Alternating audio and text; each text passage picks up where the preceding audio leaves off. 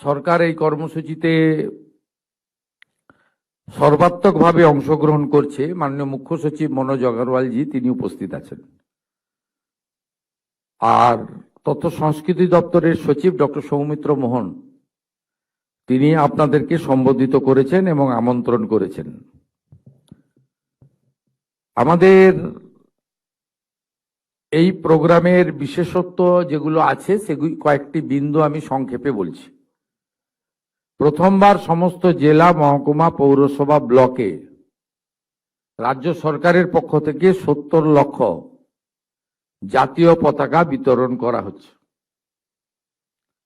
সমস্ত সরকারি বিভাগ, জেলা প্রশাসন, স্থানীয় সংস্থা, শিক্ষা প্রতিষ্ঠান, সাংস্কৃতিক সংস্থা, যুব সংগঠন এবং সাধারণ মানুষের সক্রিয় অংশগ্রহণের আহ্বান এবং সংগঠিত করার কাজ, প্রচারের কাজ হচ্ছে। রাজ্য জুড়ে তিরঙ্গা র্যালি, পদযাত্রা এবং জনসচেতনতামূলক কর্মসূচির আয়োজন করা হচ্ছে। গুরুত্বপূর্ণ সরকারি ভবন, ঐতিহ্যবাহী এবং সাংস্কৃতিক প্রতিষ্ঠানগুলিকে তিরঙ্গা রঙে আলোকিত করার ব্যবস্থা হচ্ছে। পতাকা প্রদর্শন ও তিরঙ্গা আলোকসজ্জার মাধ্যমে ব্যবসায়িক প্রতিষ্ঠান, শিল্পমহল, হোটেল, শপিং মল ও বাণিজ্যিক প্রতিষ্ঠানকে অংশগ্রহণের আহ্বান জানানো হচ্ছে।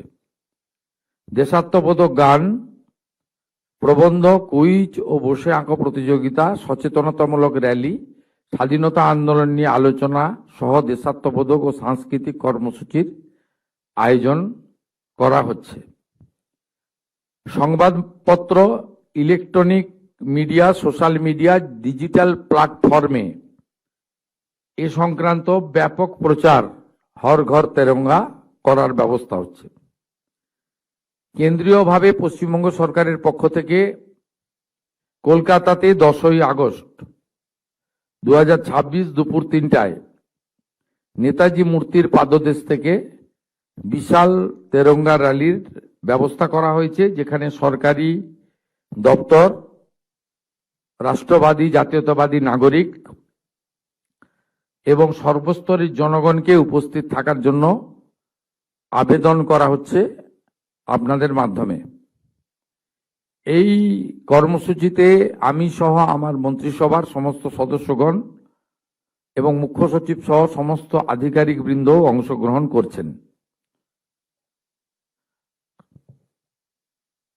এই কর্মসূচিতে আমরা আশা করছি অন্তত 50,000-এর কাছাকাছি মানুষ অংশগ্রহণ করবেন। ইতিমধ্যে 30,000-এর বেশি মানুষ অংশগ্রহণের জন্য তাদের আগ্রহ প্রকাশ করেছেন।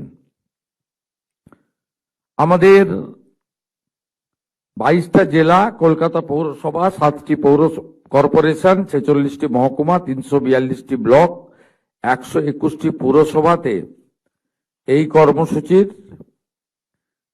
জন্য আমাদের প্রয়োজনীয় ব্যবস্থা এবং মাননীয় মুখ্য সচিবের নির্দেশিত সার্কুলার পৌঁছে দেওয়ার ব্যবস্থা করা হয়েছে।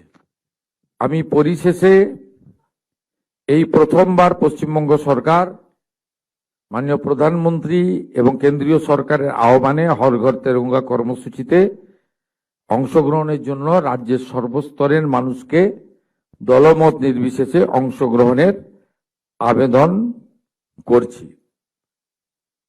এর বাইরেও কলকাতার গুরুত্বপূর্ণ বিধানসভা ভবানীপুর কেন্দ্রের আমি বিধায়ক, ওখানে আগামীকাল 7 তারিখে সার্ভে বিল্ডিং থেকে হাজরা মোড় পর্যন্ত কয়েক হাজার মানুষের একটি তেরঙ্গা যাত্রার সূচনা হচ্ছে, যেটি বিধায়ক হিসেবে আমার উদ্যোগে, তাতে আমি অংশগ্রহণ করব এবং ভবানীপুর বিধানসভা সহ পার্শ্ববর্তী এলাকার নাগরিককে ওই কর্মসূচিতে বিকেল 4টের সময় উপস্থিত থাকার সনির্বন্ধ অনুরোধ জানাচ্ছি। Any question?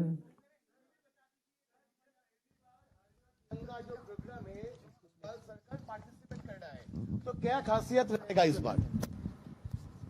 देखिए, देश की सरकार की ओर से जो गाइडलाइन मिला है उस गाइडलाइन के अंदर जो होना है चीफ सेक्रेटरी का लीडरशिप में सरकार ने उसका सर्कुलर दे दिया है। हर सरकारी प्रतिष्ठान से लेकर एजुकेशनल इंस्टीट्यूशन से लेकर सब में ये कार्यक्रम होगा, जैसे भारत सरकार की ओर से गाइडलाइन मिला है। पहली बार पश्चिम बंगाल सरकार माननीय प्रधानमंत्री का नेतृत्व में हर घर तिरंगा कर्मसूची में पार्टिसिपेट कर रहा है और 70 लाख नेशनल फ्लैग पश्चिम बंगाल सरकार की ओर से हमारी जो information and cultural department ministry है उसकी ओर से डिस्ट्रीब्यूशन का एक बड़ा कार्यक्रम 5 तारीख से शुरू हुआ है और 10 तारीख एक सेंट्रल तिरंगा रैली हमारी नेताजी सुभाष चंद्र बोस जी का मूर्ति का सामने से चलेगा बिरला तारामंडल का 7 नंबर गेट तक। इसमें कम से कम 50,000 से ज्यादा राष्ट्रवादी नागरिक का योगदान होने का उम्मीद हम लोग कर रहा है। पहली बार हम लोग ऑफिशियली पार्टिसिपेट कर रहा है।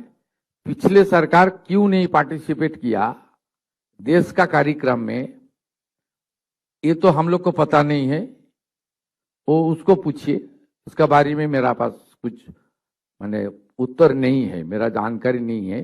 ये तो कोई पार्टी का कोई इंडिविजुअल का सवाल नहीं है, देश हित के राष्ट्रवाद के पक्ष में और देश प्रेम को जागृत करने का एक कार्यक्रम है। इसमें जो नेशन फर्स्ट मंत्र स्वीकार करता है, देश सर्वोपरि जिनका सामने है, सबको इसमें पार्टिसिपेट करना चाहिए। As a MLA of this constituency, a program will launch by me tomorrow. That program will start in front of Survey Building. It will continue up to Hajra Mode. As a MLA Bhawanipur ए program का मैं क्या है, ये apolitical है, भवानीपुर का नागरिक का प्रोग्राम है, सरकारी नहीं है, लेकिन एज ए एमएलए मैं इसको ऑर्गेनाइज कर रहा हूं। नहीं, ये आवेदन का सवाल नहीं है, ये जागरूकता है। हमारी डॉक्टर सौमित्र मोहन जी का पास जो उनका डिपार्टमेंट है, उनका पास सब डिपार्टमेंट मिलके 30,000 कलकत्ता का रैली में पार्टिसिपेट करने के लिए आज तक आपने कॉन्सेंट दिया है। ये 50,000 तक जाएगा। ये 2.5 किलोमीटर रोड है, छोटा रोड है, पूरा के पूरा रोड वंदे मातरम के मंत्र और तिरंगा से पूरा गूंज उठेगा कलकत्ता। ये हमारी ऋषि अरविंदो की भूमि है, यहाँ नेताजी सुभाष चंद्र बोस जी का भूमि है। यहाँ से ही वंदे मातरम ऋषि बंकिम चंद्र ने पूरा देश को दिया है। यहाँ से ही तिरंगा यात्रा का सबसे बड़ा कार्यक्रम होना चाहिए, इस बार होगा। আগে মাননীয় মুখ্যমন্ত্রী আগের সরকারের ব্যাপারে আপনি যে রিঅ্যাকশনটা দিলেন এটা যদি বাংলায় একটু বলেন, ব্যাখ্যা করে। আমি আগে বলেছি তো, না, এই প্রথমবার আপনি অংশ হিন্দিতে বলেছেন। এই প্রথমবার অংশগ্রহণ করছে পশ্চিমবঙ্গ সরকার। না, কিন্তু আগের সরকার কেন করেনি, বিগত সরকার কেন করেনি তার উত্তর আমি দিতে পারবো না। তারপরেও কিন্তু কিছু বলেছেন আপনি, সেইটার কথাই বলছেন। স্যার একটা মানে আবাস, পশ্চিমবঙ্গ আবাস নিয়ে একটা কোশ্চেন ছিল আমার। না, আমি এটা শেষ করে দিন, আমি পরে বেশ।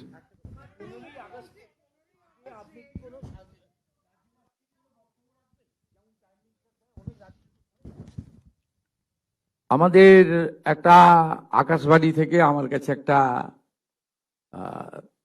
এসেছে, আমি নিশ্চয়ই যেমন যেমন কর্তব্যের মধ্যে পড়ে, প্রোটোকলের মধ্যে পড়ে, সেটা আমি পারফর্ম করব।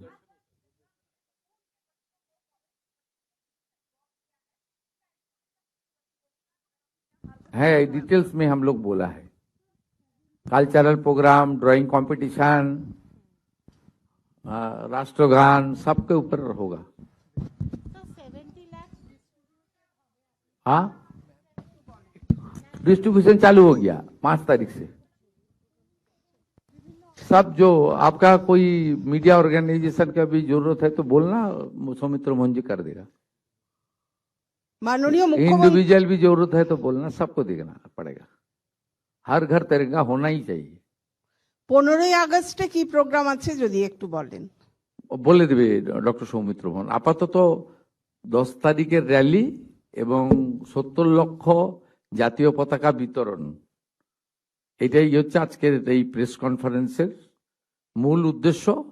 এবং এই প্রেস কনফারেন্সে মুখ্য সচিব, রাষ্ট্রমন্ত্রী সহ আমি উপস্থিত এই কারণে থেকেছি, কারণ হর ঘর তেরঙ্গা এটা নতুন নয়, কিন্তু পশ্চিমবঙ্গ সরকার প্রথমবার অংশগ্রহণ করছে, এর একটা মিনিং রয়েছে, সেই জন্য আমি এখানে আজকে উপস্থিত হয়েছি।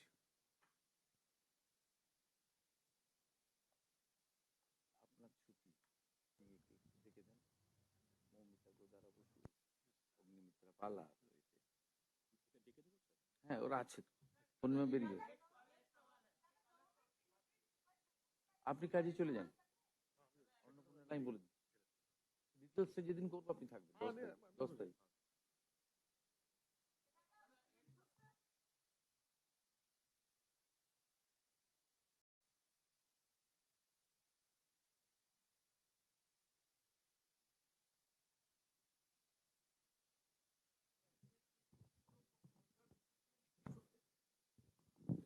আজকে ক্যাবিনেট মিটিং তো ব্রিফিং করে অগ্নিমিত্রা পাল বা দিলীপ দা, ব্রিফিং হয়নি, আজকে তাড়াহুড়া ছিল। আজকে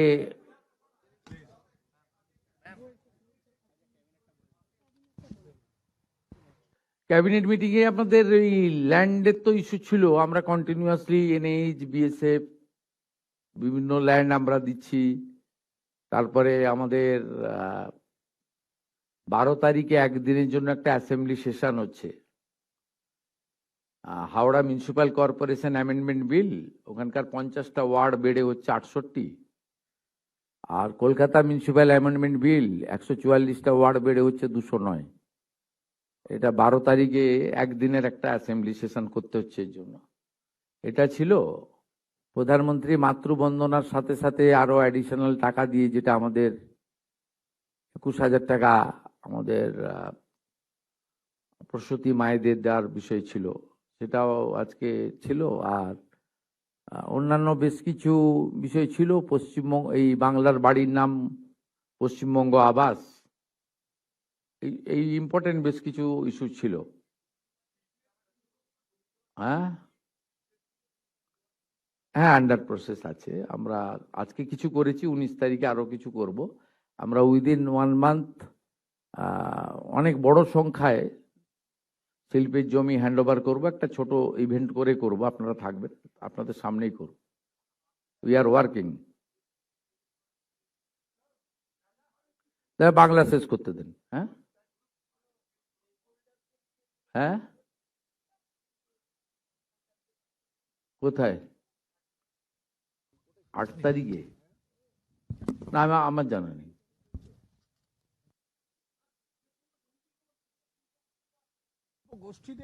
যেদিন ল্যান্ড দেবো দেখতে পাবেন। কথা কম, কাজ বেশি করা উচিত।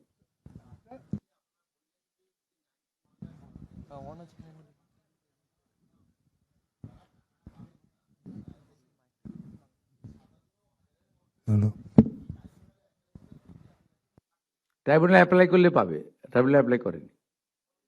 27 লক্ষ লোক অ্যাডজুডিকেট হয়েছিল, 7 লাখ অ্যাপ্লাই করেছে, 20 লাখ অ্যাপ্লাই করেনি। আগামীকাল 2টোর সময় এলওপি অ্যাসেম্বলি যিনি আছেন, ওনাদের একটা টিম এই সংক্রান্ত আমাকে ডেপুটেশন দিতে চেয়েছেন।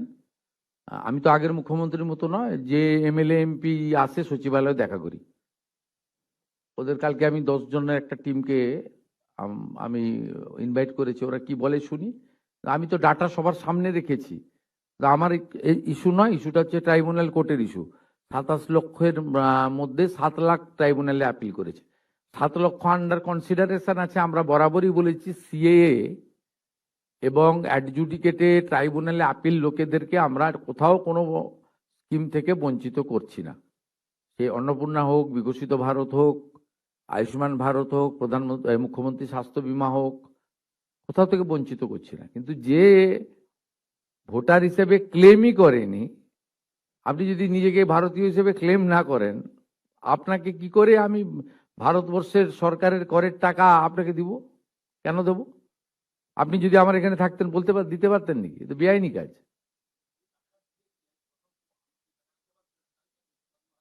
এই এক্সামিন করছে, দপ্তর রয়েছে, আমি সব দপ্তরে ইন্টারফেয়ার করি না। ওখানে পঞ্চায়েত সচিব রয়েছে, পঞ্চায়েতের ক্যাবিনেট মিনিস্টার রয়েছে, উনি দেখছেন যা লফুল হবে তাই করবে। সরকার সমস্ত নিয়ম মেনে চলে, সংবিধান মেনে চলে।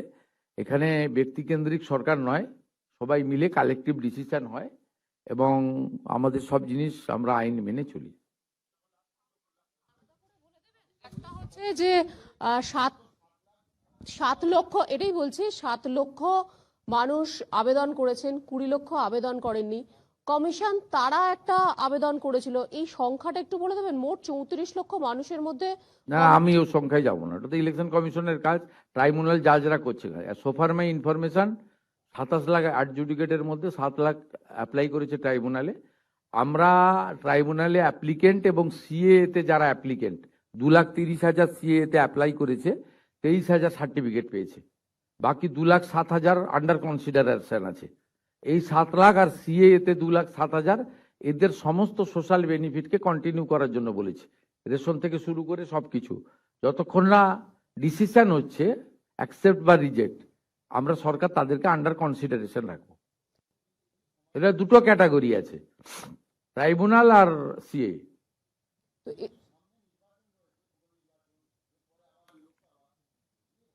এত তাড়াহুড়ো করছেন কেন? লোকসভা তো 2029-এ, পুরো নির্বাচনটা কি আছে? ফলতাতেও তো একটা ভোট হলো, তো কি হয়েছে? ফলতাতে একটা ভোট হলো তো। এই এই বিড়লা তারামণ্ডলের সামনে যারা নাচছিল, এই তারা তো ফলটাই দেখতে পাইনি আমি তাদেরকে। যারা আবেদন বাড়ি থেকে বেরোতে বলুন, বাড়ি থেকে বসে ফেসবুক লাইভ করলে হয়?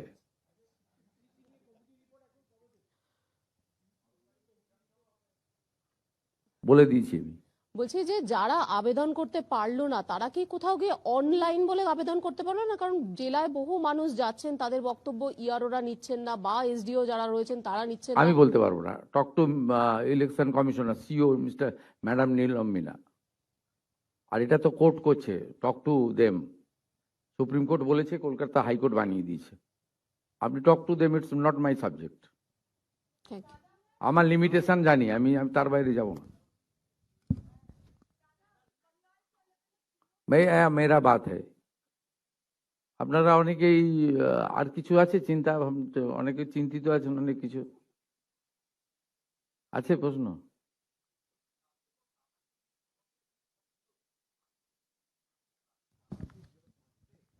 টাটা গোষ্ঠীর সঙ্গে কোথায় বসেছে? ক্ষতিপূরণ নিয়ে গতকাল ক্ষতিপূরণ নিয়ে তো বৈঠক হয়েছে। সুপ্রিম কোর্ট এবং ট্রাইব্যুনাল আরবিট্রেটর তো একটা অর্ডার দিয়েছে, কথা তো বলতেই হবে। তার জন্য দায়িত্ব দেওয়া আছে, ল সেক্রেটারি আছেন, যারা আছেন কথা বলছেন। টাটা এখানে আছে তো, বেঙ্গলে আসবেও।